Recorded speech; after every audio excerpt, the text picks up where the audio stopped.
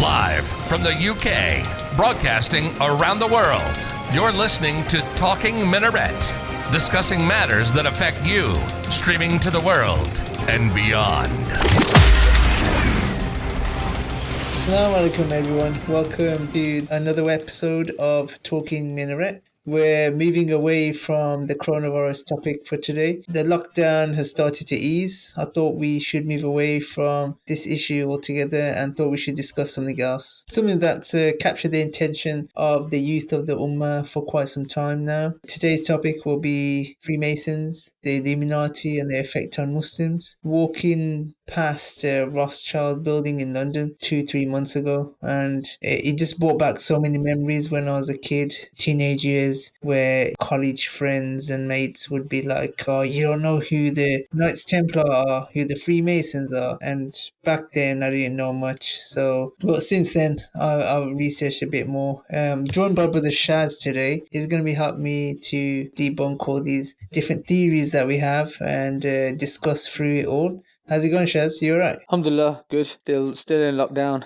situation, so never thought we'd have this in our lifetime, but subhanallah, you know, Allah throws us these things in life to test us, so alhamdulillah. Did you grow up with this Freemasons thing? Yeah, subhanallah, we did, to be honest with you. I remember at university in the 90s, so like early 90s, mid 90s, that kind of scenario. There were always like different names for them, but predominantly the Freemasons did used to come up regularly on campus talks, and amongst the brothers we'd talk about it quite a lot, to be honest with you. How did it affect their outlook on life? Did it affect their deen? You know what, it didn't affect their deen. I suppose what in hindsight, when you look back at stuff, what you realize is that it put the perception of, you know, if you want to use that term, the enemy. We know the enemy of Islam ultimately is Kuffar. This is the ultimate enemy of Islam, not anything else. So at the time of Rasulullah Sallam, it was the Quraysh, and anyone who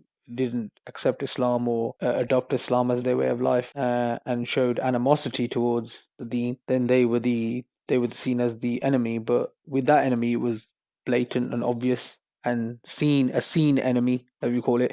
And it's funny, if you want to liken it, I know you said the talks away from COVID, but just a quick analogy, you know, so-called these leaders have turned around and called it the hidden enemy, the unseen enemy, you know. We're at war with the unseen enemy. So it's always like there's an enemy out there, i.e. the Freemasons, but they're unseen. You don't know who they are. And that can be a very dangerous concept to adopt and to carry and to even tackle, I would say. Do you think that because of the situation right now with the Muslims, do you think that the Muslims use the whole Freemasons, Illuminati card as an excuse for inaction? Oh, 100%, bro. 100%. Imagine if I turn around and said to you, bro, there's an enemy out there and you can't defeat them. They're not defeatable and they're so powerful. There's a couple of things that happen here. One is the enemy that we know, doesn't be sitting in front of you, as in physically you can't see him, is Shaitan.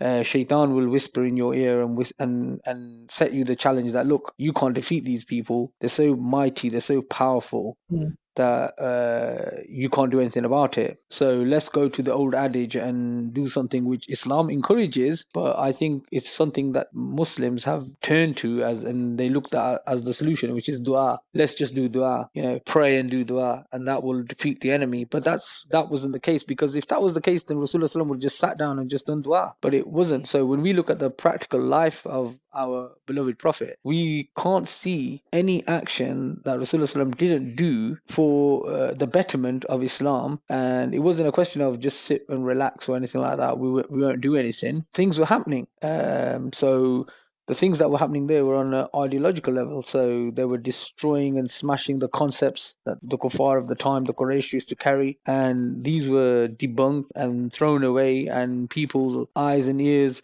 were open to this new deen, and the deen was clarifying everything for them and bringing a sense of purpose to their lives. But again, never did the Prophet ﷺ turn around and say to the Ummah at the time that these people are hidden. That, he would clarify and who the enemy are, what the purpose of the enemy is, and how to tackle and defeat the enemy. So what it shows us there is that within the Sunnah and within Islam itself, in its total form, we have a solution to tackle the problem. Now that falls onto the individual, whether the individual wants to get on board. And I remember years ago, one brother gave me a beautiful example. He goes, when you go to play football, you don't stand on the sidelines. A footballer plays football on the pitch. So you don't just sit around and say, yeah, you know what, I'll let somebody else play the game for me. It just doesn't work like that. And there's a whole host of concepts as well. Well, what are you in it for? Well, are you trying to do actions to please Allah subhanahu wa ta'ala? Yeah. And if you are doing those actions to please Allah subhanahu wa ta'ala, then you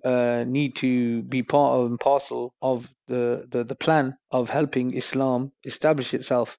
And how and who and what you do in it, there's obviously going to be different roles for every individual, but there's always a role for everybody. Because when we mention, for example, the Sahaba, we don't know every single Sahaba's name. We know some of the most prominent ones because the prominent ones were the ones who were taking the biggest lead in those roles. But there were other Sahaba who we probably, not as well known, but they were still part of the cause and they were still fulfilling their roles and their obligations. So when I see that people mention the Illuminati, it does actually send a shudder down my spine in the sense of, look, that is the cop out. That is the cop out answer, or the cop out way of looking at it. That, yeah, you know what? There's these powerful forces. It's almost like a movie. Like, do you get it? It's almost like a movie theme. Do you think it's part of the reason why there's such a fascination, especially of the youth, in each of the generations in relation to Freemasons or Illuminati, is because they don't actually know much about them?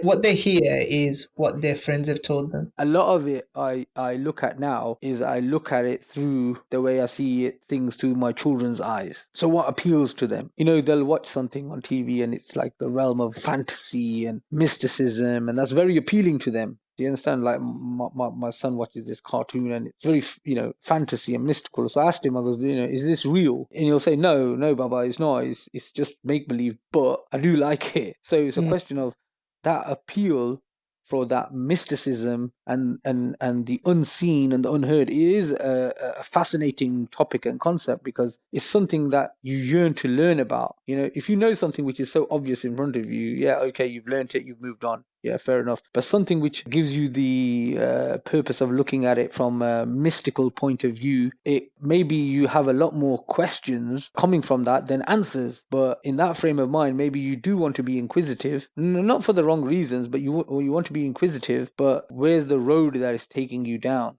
And it's a very, very dangerous road to go down the road of believing in that level of mysticism, that it exists and that you can do nothing about it. Shouldn't the actual lessons that people learn from the history in relation to, let's start with Freemasons, be more in line with what the Muslims of the past did in relation to fighting the Freemasons or the Knights Templar? Our history as a Ummah is completely full of battles with the Knights Templar. The Knights Templar there were trades guilds connected with the Order of the Knights Templar. Christian pilgrims wanted to protect Christians that used to travel to Jaffa towards Al-Quds. They wanted to protect those areas, and they wanted to figure out a way of, say, if a person was banking in Spain, they're depositing £100 there, and then they could, when they get to Jerusalem, take out £100 at one of the banks there. And the Knights Templar, which are the previous incarnations of the Freemasons, the historic incarnation of the Freemasons, actually provided that. Now, when the Muslims were being fought in that area by the Knights Templar, it was Saladin Ayyubi, and we had the famous Battle of Hattin, and all these relevant lessons that Muslims could be learning in relation to how the Ayyubid Khilafah used to deal with the Freemasons back in the past. But we're not taking these lessons. Why do you think that is? I mean, I've touched on it slightly there, that the mystic realm or the mystic elements. And don't forget, some of these elements they've taken from Islam, like the example of the Dajjal and the all-seeing eye. Then you'll see that this concept of The all-seeing eye, the Lord of the Rings. yeah, but if you look at it, not just ourselves as in Islam and Muslims, but in all the Abrahamic faiths, if you want to call it that, that they've always have the concept of the Antichrist. It exists in all of the three major religions of Islam, Christianity, and Judaism. Now, when you have that common theme running through all these three religions, and that's a massive population worldwide, then you can see that that concept can filter down to a vast audience, or a vast number of people, or vast cross section of society. So this theme about the all-seeing eye, you'll see it on so many different things, and people will believe what they want to believe, and if the media can convince them of that, or then they will happily believe it, and they'll happily lap it up. And so that's why I think it's one of the biggest tricks that Shaitan likes to play, especially on the Muslim Ummah, is that this enemy is there, it's hidden, and you can't do anything about it. But as you rightly pointed out, that in history, our history is littered with, whenever an enemy has been apparent, it's never been hidden, it's been in front of them, and it's been dealt with by the Muslims in the manner prescribed by Allah subhanahu wa ta'ala and enacted by Rasulullah sallam and the people that came after them, the Sahaba, the Khalifs that came after them, and the many heroes in Islam that tackled these particular problems. So what I find disturbing is that you do find a large number of youth being tricked, and it is a trick, into believing that this enemy is hidden and it can't be defeated. There are certain concepts that people carry, you find in everyday life, they think that is something that is the enemy, and the everyday kuffar that surrounds them, or the systems that are around them, they're not the enemy. And then they'll fall into the trap of trying to actually use the system that they're currently in, which is kuffar, to try and fix the particular problem. But there lays the trap that you've fallen into, that Shaitan wants us to do. Nowadays, I suppose the biggest issue is secularism within the Ummah. And the reason why I say secularism is that's directly linked to Illuminati, because the Illuminati founder, Adam Weishaupt, during the 1700s, he was from a religious family. He had a high education, and he wanted to abolish kind of a religious influence upon politics, which is basically nowadays what we call a secularism. So I just wanted to touch on this because I find it interesting that those people who usually say that, we need to be wary of the Illuminati are in fact unaware of the system that the Illuminati have provided, upon which a lot of Muslims live their lives behind, and they don't even realize it. The fact that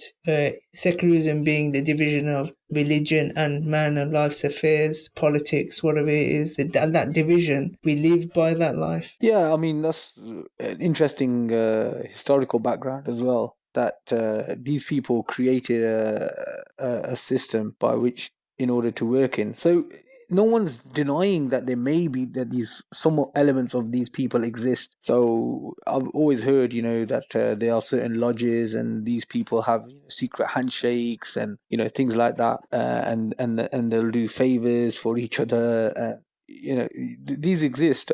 Maybe they do, maybe they don't. I'm just speculating. So maybe they do, they don't. Okay, fair enough. However, that doesn't take it away from the fact that the same people that you're talking about, they can't get things done unless they're using some sort of system in order to carry out their actions and to carry out their plans. So if they're carrying out their plans, isn't it more dangerous, or isn't it more pertinent that you understand the system by which they carry everything out, as opposed to just saying there's a secret order and they exist and they've got unlimited wealth and unlimited things, etc. However, Islam teaches us this, that the when you think you're weak, but really with Allah's help and Allah's system, you can take on the whole world. And our Prophet ﷺ proved this. Is proof. And the Sahaba Ikram, they proved this. And the many, like I said, the people littered within our history proved all of this, that you can take on the world with the solution, with the Islamic system, with what Allah subhanahu wa ta'ala has given you. You can take on the whole world from the day it was revealed till the day of Qiyamah. So it's more befitting that you start realizing that Islam is the only way that you can tackle these particular problems and not use a secondary solution, which, bear in mind, has come from the mind of man. So one solution is the one that the Creator is giving you.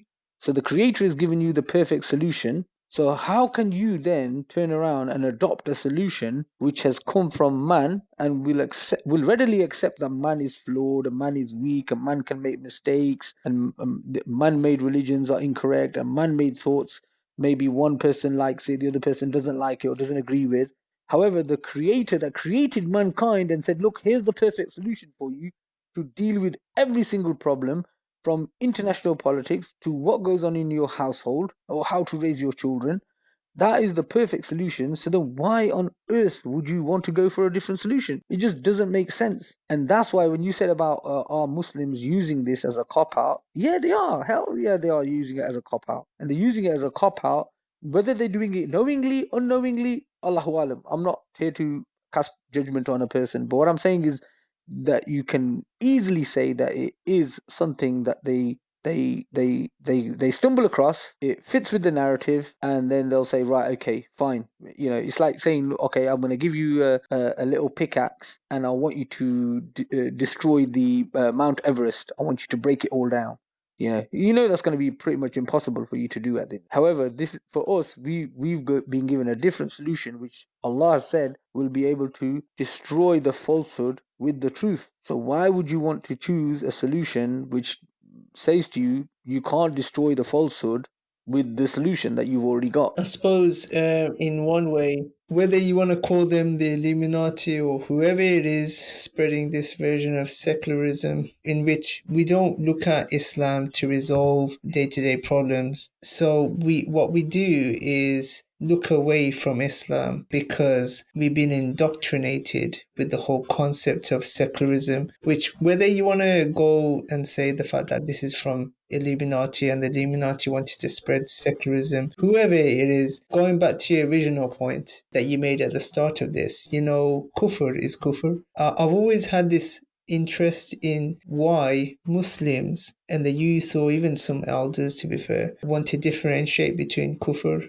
i.e. it's like the Kuffar of Illuminati is different from the Kuffar of, say, Trump, or say the Kuffar of Freemasons. Kuffar is Kuffar, and the battle between Haqq and Batil started at Adam Islam, and you'll carry on until Yom Al-Qiyamah. Yeah, but that's because you've highlighted what is the truth there. So the truthful aspect is that kufr is kufr. There's no differentiating it. When it's talking about stuff where you can't give an answer to, then the only way you're going to answer mystical magic, if you want to call it, or that kind of thing, is you're only going to answer it with the same kind of illogical nonsense. You're not going to give a rational answer to tackle that particular problem. You can't do that. It doesn't make sense. It doesn't make any rational sense to look at something which is illogical and then try and apply the rationale to it and say, right, this is the answer to that. Because when you look at it from the aspect of it's kufr against, we've got the enemy is kufr for Islam, then it's quite obvious and clear for what you should be doing at the end of the day. When you start looking at it from, well, how do I tackle something which I can't see, I can't sense it. Well, I can sense it, but I can't really put my finger on it. So how do I answer it? Then you come up with answers which are not from the realm of Islam. They're not rational, and they're completely irrational. And you turn around and look at, and you'll come up with solutions which don't make any kind of sense. And it's like when I was younger, you'd hear this: "Oh, the Jews have infiltrated all realms of society, so therefore we need to do exactly the same." They changed their deen, they changed their books, etc. Again, this was an argument that we had in the 90s and the early 2000s, and that we used to talk about reformation. Is Islam of need of reform? Again, that is the most, I'm going to use this term quite harshly, disgusting attribute that you can apply to Islam, because you're saying on one breath that Islam is perfect, yeah, that it was a perfect solution given to you by your Creator. So if Islam is perfect, then okay, maybe a person can reform. There's something wrong with the person, and the person can get back on the right track. But there's absolutely nothing wrong with the deen that Allah subhanahu wa ta'ala gave us.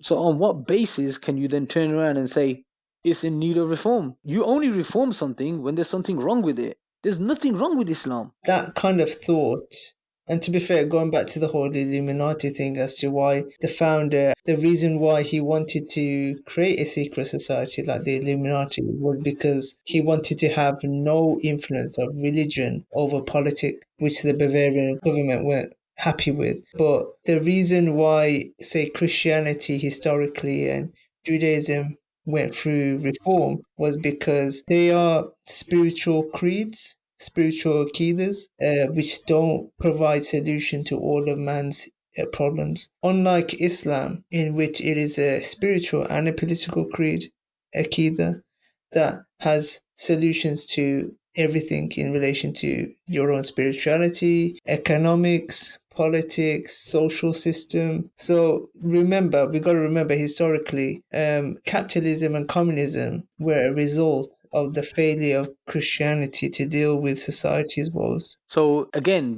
look at what you've highlighted there, yeah? That these Aqidas didn't provide mankind. Let's put Muslims to aside for a second. It didn't provide mankind with a solution to fulfill its needs. Then on the other hand, you've got Islam, which has the solution to fulfill all of mankind's needs. Whether you're Muslim or non-Muslim, the beauty of Islam is that it will cater for the needs of the Muslims and the non-Muslims. So you've got that solution which allows you to do that, but yet you're still trying to attain some sort of achievement by looking at an idea which is non-compliant with the Islamic solution, and it will never mix because oil and water can't mix, bro. So when you start looking at something outside of the deen to cure the cancer, how can you use the cancer to cure the cancer itself? You've got the cancer there, so I don't understand why people look at things which don't, not even designed to fix the problem. And just touching on that, yeah, I remember when I was younger, I used to watch old films quite a lot. There's a film called Ben-Hur, and there's a scene in it where the guy turns around and they're Romans and they're having a bit of a problems with I think with some Jews or anything like that. And one of them turns around and says, it's just so hard to defeat them. How do you defeat an idea that's so prevalent? And then one of the Roman generals turns around and says, by using an even stronger idea. So what is the strongest idea Allah subhanahu wa ta'ala has sent to mankind? It's Islam, right? So if the strongest idea that's been sent down to mankind, remember, this is the deen where Musa alayhi salam turned around and said he wanted to be part of that ummah. That's how powerful this deen is. So you can't turn around now and say, you know what, we're going to try and look for solutions within the capitalist system, or we're going to look for it from a Kuffar point of view because things have been a little bit tough for us for the last century or 2 centuries or whatever. You can't just do that. That is the easy way out. But I wouldn't say it's an easy way out, because at least then you're trying to say you're justifying it. I think it's just a pure cop out. Do you remember that famous TV series? I think Pakistan started to show it as well. The Arrivals. So there's some weird, wacky theories in it. Like there's a lot to do with Freemasons, Illuminatis. The conspiracy theories went so far. They were searching so far to find reasons as to why society is the way it is, and apparently the shapes of buildings give off negative energy and all this kind of stuff. It became really famous. Eventually, they got it shown on, I think it was Pakistani TV or something like that. I think that what it shows is that Muslims, even though it's a stretch of their imagination, will go far in order to find a solution to the problem, i.e., highlighting supposed conspiracy theories that they believe that are the reason why the Muslims are in the situation that we are. I think that if Muslims were to delve deeper and look at capitalism and political theories out there like that right now, then they may be able to come out with theories which are more based on the sound reality instead of buildings that give off negative energy and all this kind of stuff. Well, that's the crux of it, isn't it? Look, if you start asking questions and it leads to more questions and more questions and more questions, you're in that circle of just running around chasing your tail. You're never gonna be happy because there's always just more questions. And what kind of a solution is that? Is that all you've got to do is you're just having more questions to ask after more questions? then it just becomes a series of hypotheticals. What if this? What if that? What if this? But Islam is not like that. It's got the solution for you. So instead of focusing on stuff and I genuinely remember in the early 90s, people would spend years researching and reading and looking at this and the new world order, they would call it. And again, it all fell down to this. Yeah, it's the Freemasons. It's the Freemasons. So if the Freemasons have X amount of power, what we need to do is get into the okay. So if the Freemasons turn around and say you have to leave your deen, as you said, that's how it came about. You have to leave your deen in order to do what you need to do. Then is that what people are going to do? But then what you've done is you've actually fallen into Kuffar. Yeah. You've fallen into Kuffar. So again, you've damned yourself in this life and damned yourself in the hereafter as well. What is it with the fascination of Muslims in believing that the Illuminati are invincible? You can't destroy something that you can't see. You can't destroy. So that fascination lies with that concept of look, you can't beat them. You can't beat them. So let's be like them. Then maybe we can beat them if we're more like them. So is it a question then? Is it a question then that Muslims have fallen for? Not all, obviously. Like I said, you can't judge everyone like that. But have Muslims, especially those who gravitate towards this kind of thinking, that they've become defeatist. They've become defeatist, so therefore it sounds better to go along with that kind of thinking because I can't defeat them now. So let's just be like them then. Yeah, I would put it down to that. That let's just try and be like them then, because that will bring us closer towards achieving our goals. Just now, it feels like, do you remember when we was kids and sit with your younger cousins as well, talking about ghost stories? I don't know what it is, but you kind of enjoyed those periods of your life where you talk about those ghost stories and you're scaring each other and all this kind of stuff. It feels like that kind of thing when people are talking about Freemasons and Illuminati. Well, you reckon people get an adrenaline rush out of it by talking about stuff which they probably Yeah, I think there's, yeah, honestly. I mean, like, it's what I don't get the most is, fair enough, Freemasons, they're a Christian order, and they're probably, I don't know if they have much influence. I'm not really bothered if they do or whatever, because the whole argument of the whole kufr is kufr. But the legacy of the Illuminati and what they called for is secularism. But Muslims don't want to handle that. And when Muslims say that there's no khilafah in Islam, there's no chance of unity, there's no politics in the deen. What they're calling for is secularism, which is exactly what the Illuminati call for. and which is exactly against the whole concept of unity. The whole concept of unity in Islam and the Islamic fraternity. It's such a deep, binding bond that you have with your fellow Muslim. To take that away from I tell you why you can't belittle it. It's such an important aspect of it. Subhanallah, it applies in so many areas of our lives. So many areas of our lives. Example, sadaqah. When you're giving sadaqah to fellow Muslims at the end of the day, well, that's linked to the fraternity and unity of Muslims, right? Prayer.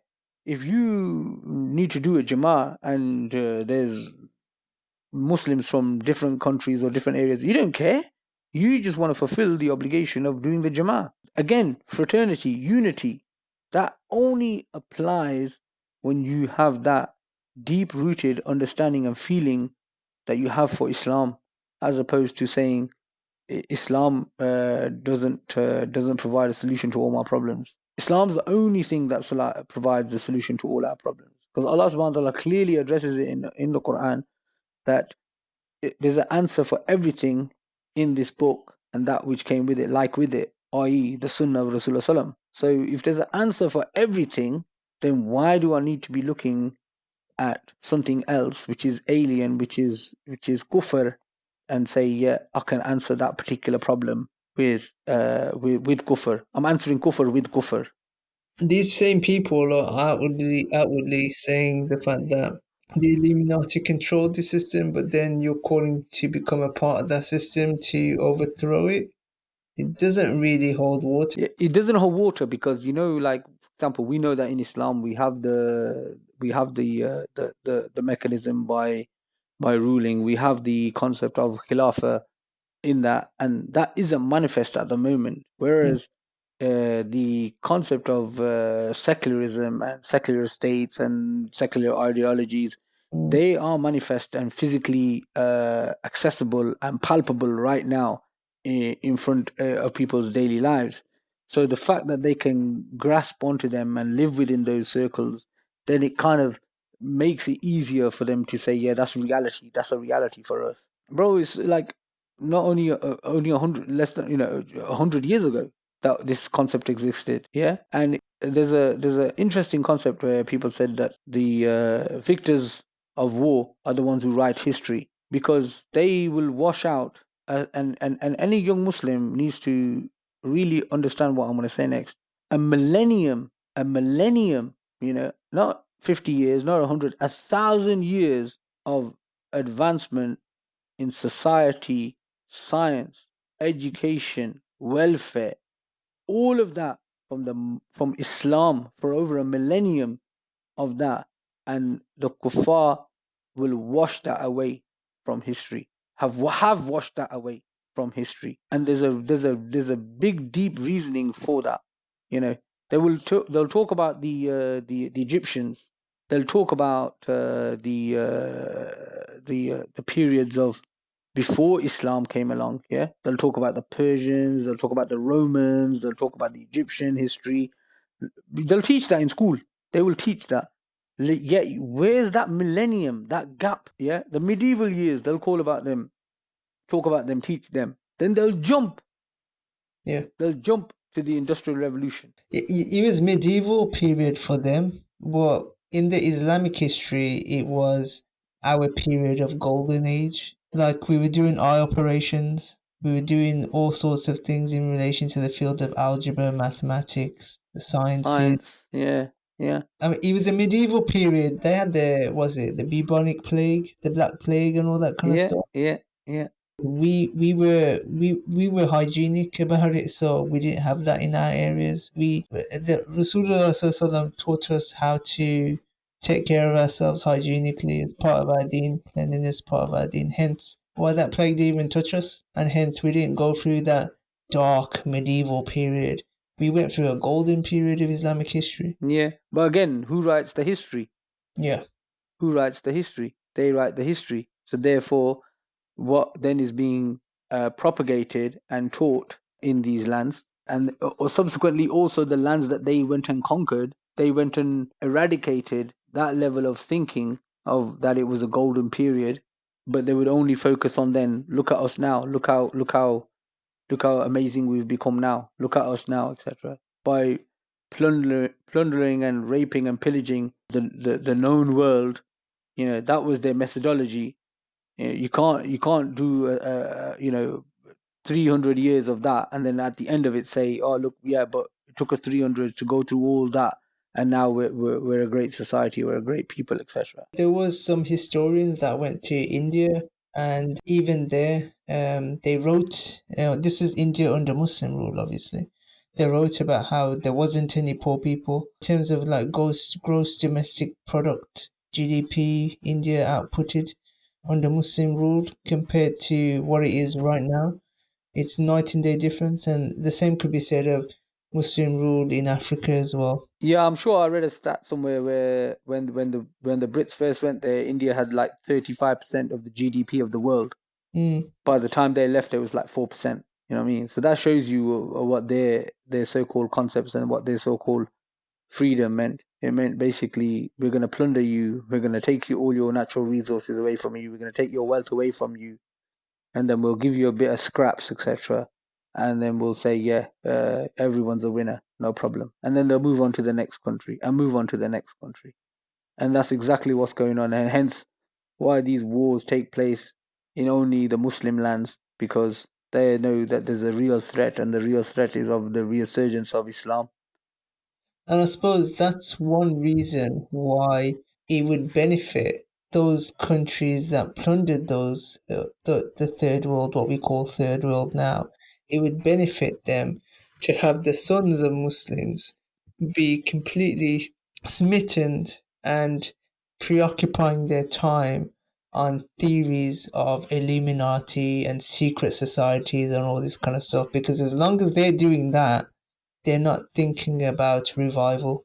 Well, it's easier, isn't it? It's easier, isn't it? It's easier to have hatred towards an unseen, hidden enemy, yeah, and do nothing about it, apart from say, we're gonna wait for the Messiah to come, and we'll just do dua, because that's very, very easy.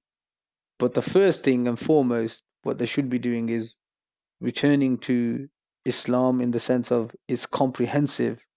It has the answers to every single thing that we want for mankind, not just for ourselves or individually, but for the rest of humanity. And when you look at all the other systems, they're not in it for humanity. This, even look what's going on in COVID. You saw blatantly what's going on. Even in America, it was every state for itself. Yeah. America hijacking PPE that was going to other countries and then saying, "No, you can't go there. We're gonna take it." That just shows you they didn't care about humanity. The French diplomat who turned around and said, "Oh yeah, we're going to be testing vaccines. Let's test it on the Africans first," Oh yeah. as if they've got no value at the end of the day. This is their true nature. This is their true nature, and Allah subhanahu wa taala addresses it clearly in the Quran, where Allah subhanahu wa taala says, "Rank hatred has been uttered from their mouths, but what their hearts conceal is far worse." So what they might show is just probably 1% of their hatred towards any other nation or any other sets of people that carry different concepts. Look at the way they treated the elderly and the whole concept of herd immunity, as to I think Boris Johnson's plan in order for herd immunity to work, like 60% of the population would have to be infected, knowing well the fact that the younger generations were to handle the disease a lot better than the elderly generation. Bro, it's just dumbfounding, yeah. That, look at the beauty and the love that Allah subhanahu wa ta'ala has for the Muslim Ummah. Yeah. That Allah subhanahu wa ta'ala gives you the opportunity to earn reward for looking after the elderly. It is so beautiful. Allah constantly mentions it. And be good to your parents, and be good to the old elderly. So it's in our nature to be helpful. It's in our nature where Allah's telling you, look, there's reward in this action that you can do. And we don't, we value the wisdom, the hikmah of our elderly, the love that they had, the energy that they put in raising us.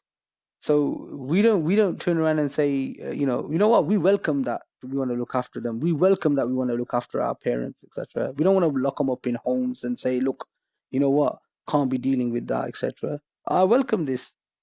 It's an honor. It's an honor, to be in that position. Allah subhanahu wa ta'ala has given you a position of honor to be able to look after someone who's older and who's weak. Because when they were strong, they were the ones who were helping you. When you had nothing, when you couldn't walk, when you couldn't talk, when you couldn't eat, they were the ones who were feeding you and clothing you and making sure that you had everything that they could do in their power. And now what, you're going to turn around and say, it's all right, we're just going to put you on the scrap heap. And this is where they came up from the concept of a pension state for them, was that, yeah, they've worked, but they have, and then we'll give them a little bit of a pension. Because even that, when that came about, the whole notion of a pension was that the average age for someone dying was between 65 and 70. No one lived beyond that. So when they came up with this concept, it was a question of, well, actually, the person's not going to be around for that much longer, but they've already paid into society. So yeah, goodbye. Doesn't matter now. Certain Muslims might even delve into this being the system of the Illuminati again. Again, going into our original point that this Illuminati Freemasons fascination, it seems like more of a cop out. instead of dealing with the real issue, which is capitalism. Capitalism is an illness. Ideology, that's an illness, and same as communism that got destroyed in with the Soviet Union. The only solution is Islam because it has that comprehensive outlook on life, and it would deal with majority of the ills and woes. We just need more of the Muslim Ummah concentrating on that rather than scary bedtime stories of the Illuminati or the Freemasons. Yeah, I mean, look, these organizations or secret groups, if you want to call them, they're gonna be around for a while. And if you want to look at it from another point of view, the Munafiqs and the hypocrites were prevalent in the Medina society at the time of when our Prophet ﷺ was alive. So people who are going to have plans against Islam are always going to exist. But again, I keep reiterating, what was the solution that our Prophet used against them? It was only Islam, nothing else. Fantastic point to end it on. Inshallah, join us again next time for the next episode. Thanks for joining us, Shazad. No problem, Abada, inshallah, anytime. Assalamu alaikum.